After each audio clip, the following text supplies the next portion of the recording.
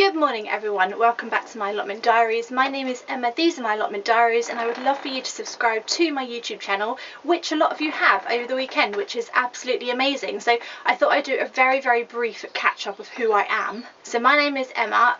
3 years ago I took on this allotment plot and it was pretty much just a blackberry, muddy, disgusting patch of ground, which I miraculously somehow managed to turn into my allotment paradise. How did I do it, I hear you ask? Well, I followed no rules and I pretty much just brought a load of packs of seeds and I just whacked them in the ground and everything grew. And that's when I realised that gardening doesn't have to be difficult. Growing your own food can be super easy and very cheap. Most of you who are long-term viewers of my channel will know most of my tools are broken. I buy a ridiculous amount of seeds, but that's it. I barely buy anything for this plot. It's all second-hand, all reused, and over the course of 3 years I have somehow become this garden obsessed womble who is diving in skips, picking out anything she can find, and I'm just utterly completely obsessed with gardening and growing my own stuff, which is exactly what will happen to you if you start it, because the gardening bug is a very real thing and it will come for you and it will find you and it will bite. It's been a very long weekend and I'm very stressed. I don't know if you can tell, I'm just not really myself. I've got mouth ulcers as well and I can barely talk. I can barely talk. So here we are at the allotment plot and I have a plan today. I have a plan. It's always a good day when you've got a plan. This is the part of my vlog where I walk along my allotment path talking to the camera because it makes me feel like I actually know what I'm doing. So this is the bit where this is what I do basically in my vlogs. I'm just looking at everything and seeing it all come up, and actually it's really exciting because spring is springing everywhere. I'll show you some examples. This is the part where I show you all my examples. This is my tulips all coming up. Look at these. These are just looking so healthy and fabulous, and I can't see any bite marks in any of them. Last year I'm pretty sure I had slug bites in them. And then down here at the front of my plot I've got another batch of tulips which I planted. This is the first thing I ever put into my allotment plot 3 years ago. I think I had like maybe 2 beds in, and this is just the first thing that I whacked in the ground because it was like October, November time. Look at these. 3 years and still going strong. You can see that actually these have been munched on a little bit because I think it's so close to the front of the plot for some reason. It just gets munched. But this is 3-year tulips and they're still coming up really pretty healthy, I think. These are my onions and garlics which I put in probably just before Christmas, I think, maybe October, November time. These are looking alive. I can't lie and say they're the healthiest things I've ever seen, but they have got new little leaves sprouting, so I do think they will survive. And the garlic at the back looks pretty fantastic, so I'm pretty happy with this bed, to be honest. I'm wondering if I can plant things in between because there's quite a lot of room here and I like to use as much space as I can at my allotment plot, so maybe I can plant something in between. And then just behind me here you will see the broad beans, which have just come into their own for some weird reason. I don't know, I don't question nature, it does its thing and I just watch really. But look at this. I'm so glad that I actually listened to you all, and yes, I do listen to you sometimes, and I didn't rip them out because some of them now are starting to get little flowers, which I assume is where the beans come out of the flowers. Normally stuff comes out of flowers, that's what I've learnt. If I ever look at a plant and think, how's that going to grow a pumpkin? How's that going to grow, you know, strawberry? It's normally out the middle of a flower. Normally when the flowers come they get pollinated and then it creates the fruit, which grows out the middle of the flower. It's quite amazing really. You wouldn't think that flowers could actually produce something other than a flower, but some flowers are just made to produce other things. So it's really fascinating gardening actually. It's very interesting when you figure out how it all works. I just heard the cat. Oh, he's going to creep up on me in a minute. I'm going to absolutely freak out. The daffodils are coming up and I'll just show you some daffodils. Didn't even plant these ones and these have just come up. Didn't even plant you. But all around the pond, I don't know if you can see the little touches of yellow. So beautiful.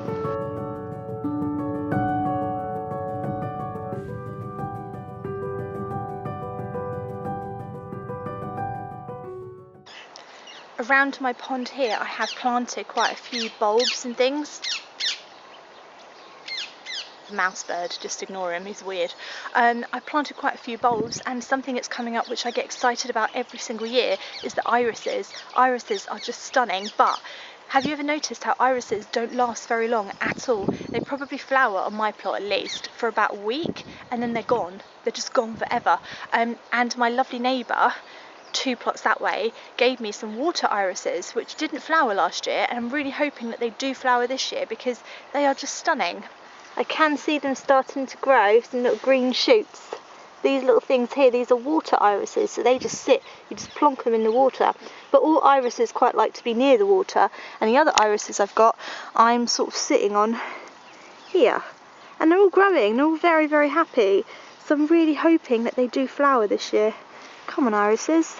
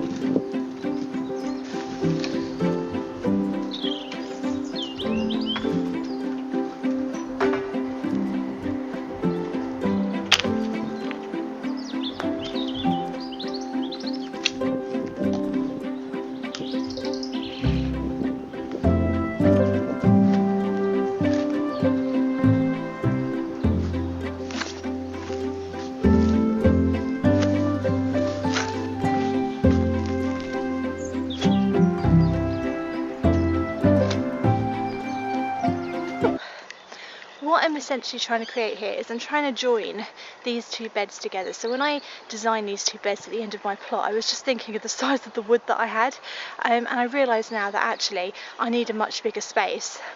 So I had this bed here, and then I had a little bed here, and I'm essentially just going to try and connect them together to make one long bed. And then I'm going to use these pieces of wood over here to make a bean structure and have all my beans growing here. I'm going to get a new arch for the sweet peas to go over, and then it's going to be beans, potatoes, possibly an overspill of pumpkins as well, and I'm being a bit ambitious about that, but there are quite a few pumpkin varieties I'm desperate to grow this year, and if I end up with more plants than I have room, I am just going to whack them in anywhere and just hope for the best, which I always think is a good idea really at an allotment plot, because the worst thing that can happen is that it dies, so you're only playing with death, you know. I know I go on and on about no dig, but when your plot is like 4 foot down, like covered in bindweed, it's really difficult not to dig, especially as the spring is literally here and I need this to be ready to plant in for literally like a month or 2. So what I'm going to do is just get rid of all these weeds in here and all this grass, put it in my compost bin, and then cover it with something. The robins are here already circling, literally circling. So fascinating that robins know that when you dig in something you're going to unearth worms, and that's like their breakfast. They're just getting closer and closer. It's hilarious.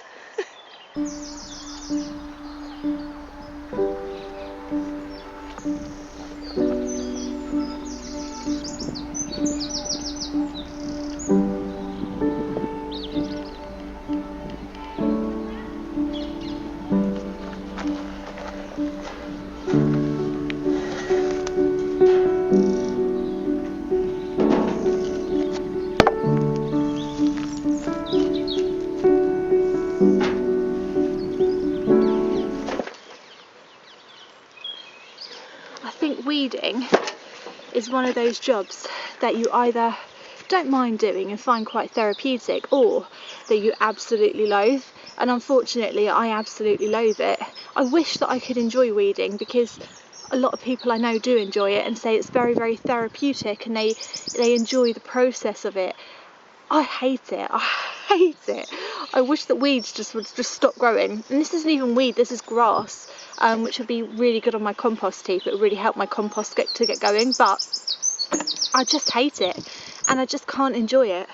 And it doesn't take me away to a magical place in my head where I can relax. It takes me to hell, where it's just a monotonous job and I just got to get it done. Am I selling gardening to you yet? Not yet. Okay, stick with me a bit longer, it's fine. I'm finding some absolute whoppers of worms. Look at this one. Look, he's short, but he's massive. I wonder if he's pregnant. He's got like weird white things on him. Oh, look at him. He's a whopper. They're very well fed at my plot, that's for sure. There you are, mate. There you are. There's some of that. I don't know if that helps him or not. I just think that might stop the robin eating him. I feel bad now because I sort of unearthed him. I didn't wake up today and think I want to assist a murder. Do you know what I mean?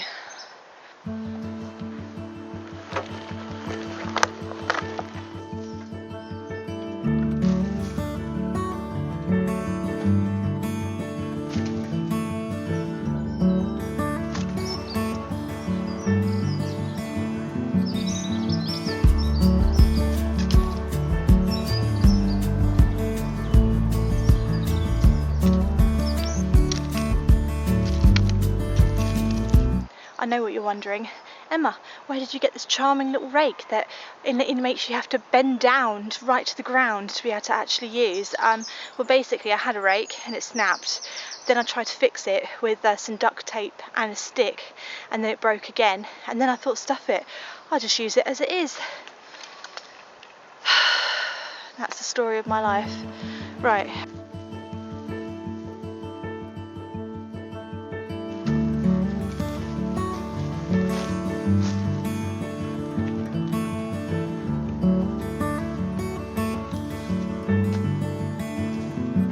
Right, what I've done is I've covered that middle bit. You see where the two beds were joined with all that grass? I've covered it in the hope that any of the roots or any of grass that I've left under there, which I definitely have, will sort of die back. So it's sort of like a half no dig, half dig sort of thing. So it's sort of half and half. It's not that bad if it's half and half, guys, just relax. Yeah, I think it's good. I think it's going to be a good size for the beans. I'm thinking French beans, runner beans, all kinds of beans, baked beans. I don't know any other bloody beans, but yeah, I think it's quite a good size, and the idea will be to create a structure along the back, grow all the beans up it, and obviously had the trees block out all the light. So oh well, there we go. It is what it is, and we've done what we've done. Right, I've got one more job to do.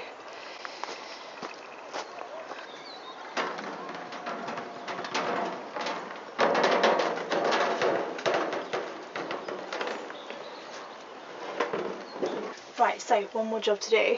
I brought with me some turnips.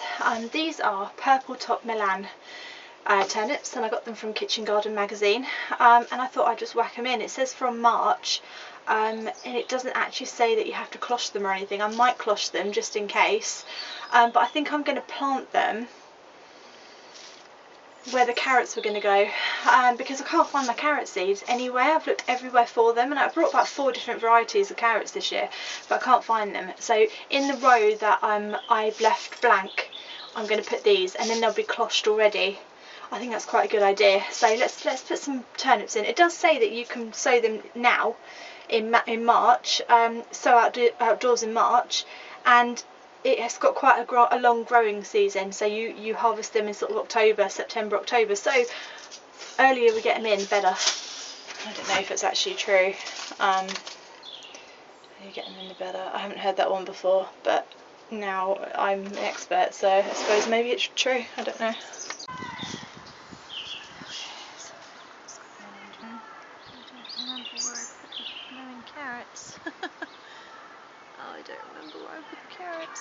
The trouble I'm having is that I didn't actually mark where I put my blooming carrots in, and I can't remember which row I actually planted carrots in. I think it was the back one, so I think we'll make 2 new rows at the front, but otherwise we're just going to have a turnip and carrot party in here, so I think they'll fight to the death. I think seeds can do that, so we'll just whack them in anyway.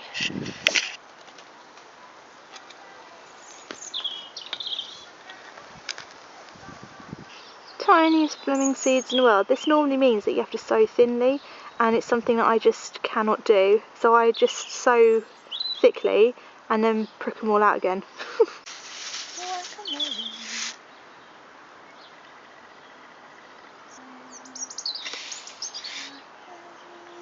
That's really thick actually, that's probably too thick. Never mind. It is what it is. think I said I wasn't going to cloche them, but actually because there's already cloche here, I might as well cloche them. I don't know if you have to or not. I don't know. I just don't know.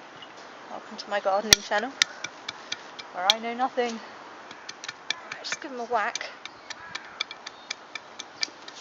Definition of whack it in is literally just whack it, and that's just to make sure that it's got good contact with the soil.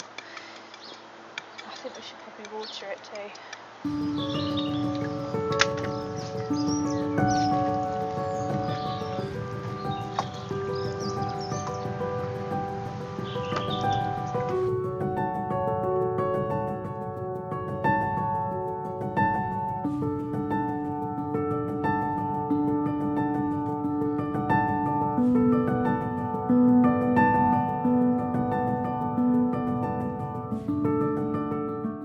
Right then, that's it for today. I hope you enjoyed my little gallivanting around the plot. If you're new, I hope this is what you thought it was and more.